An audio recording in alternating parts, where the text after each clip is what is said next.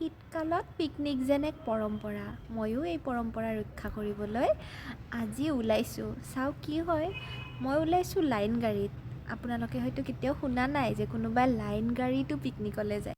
আহকচোন যাওঁ, লাইন গাড়ীতে পিকনিকলৈ কেনেকুৱা লাগে চাওঁ অকণমান।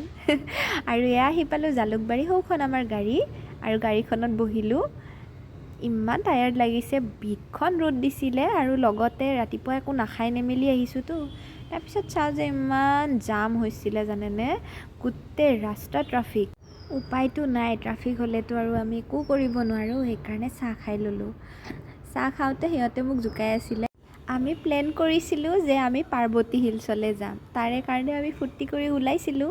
কিন্তু কি হ'ল, ইমান ট্ৰাফিক হ'ল যে ৰাস্তাত গছ কাটি আছিল বুলি ক'লে কোনোবাই। সেইকাৰণে আমাৰ প্লেনটো কেঞ্চেল কৰিলোঁ আৰু আমি গৈ আছোঁ চানডুবিলৈ। আৰু এই চানডুবিলৈ যোৱা ৰাস্তাটো ইমানেই বেছি ধুনীয়া লাগিছে মোৰ, ইমান সেউজীয়া, ইমান ধুনীয়া। অ' মাই গড, মোৰ যদি ইয়াতে ঘৰ থাকিল হয় মই ডেইলি ফুৰিবলৈ আহিলোঁ হয়। ইমান ধুনীয়া সেউজীয়া সেউজীয়া জেগা আজিকালি খুব পাবলৈ টান হৈ গৈছে। মানুহে ইমান গছ গছনি কাটিছে যে এতিয়ালৈ মানে আৰু এনেকুৱা সেউজীয়া জেগা পাবলৈ টানেই হৈ গৈছে। যি নহওক, আহি পালোঁ ফাইনেলি চানডুবি। আৰু চানডুবিত আহি দেখিছোঁ অজস্ৰ মানুহ, বহুত মানুহে আহিছে একেবাৰে খোৱা লোৱা বস্তুলৈ। আমি পিছে খোৱা বস্তু একো অনা নাই, আমি জাষ্ট এনেই ফুৰিবলৈ আহিলোঁ। তাৰপিছত গোটেই জেগাবিলাক ফুৰিলোঁ। ইয়াতে বগৰী গছ আছে দে ঢেৰ। আৰু এইটো চানডুবি বিল। এই চানডুবি জেগাটুকুৰৰ মানে বিশেষ আকৰ্ষণ হ'ল এই চানডুবি বিলটো। আৰু লগতে আছে আপোনাৰ নাও কেইখনমান, আৰু নাওত এজনৰ 100 টকাকৈ লৈছে আমাৰ। তাৰপিছত বিলটোৰ অকণমান ফুৰাই দিছে আৰু বিলটোৰ মাজত দেখিছোঁ ভেট নে পদুম ফুল ধৰিব পৰা নাই। মোৰ পানীৰ পৰা ফবিয়া আছে জানেনে, ভয় লাগি আছিল। ফাৰ্ষ্ট টাইম লাইফত এনেকৈ নাওত বহিছোঁ।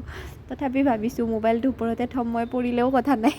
মোৰ মানে একচুৱেলি পানীৰ পৰা ফবিয়া আছে। সৰুতেতো মই কেতিয়াও উঠা নাই এনেকুৱা নাওবিলাকত।